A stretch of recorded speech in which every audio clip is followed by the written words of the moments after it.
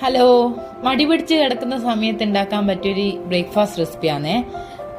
ഒരു ഗ്ലാസ് പച്ചരി എടുക്കുക, എന്നിട്ട് അത് കഴുകിയിട്ട് മാറ്റി വെക്കുക. പിന്നെ ഒരു കുക്കറിലേക്ക് വെളിച്ചെണ്ണ ഒഴിച്ച് കടുകിട്ട് അതൊന്ന് പൊട്ടിയിട്ടാകുമ്പോൾ ഉള്ളിയിട്ട് നന്നായിട്ടൊന്ന് വഴറ്റിയെടുക്കുക.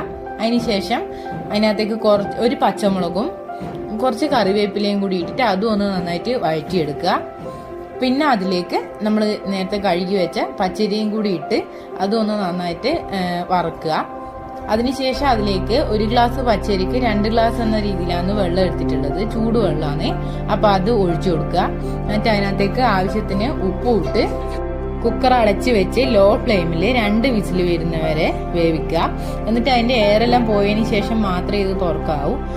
ഇത് ഉണ്ടാക്കാൻ പച്ചരി തന്നെ എടുക്കണം കേട്ടോ. പിന്നെ മാക്സിമം വെളിച്ചെണ്ണയിൽ തന്നെ ഉണ്ടാക്കാൻ നോക്കുക. അപ്പോൾ അന്ന് ടേസ്റ്റ് കൂടുതൽ ഉണ്ടാവുക.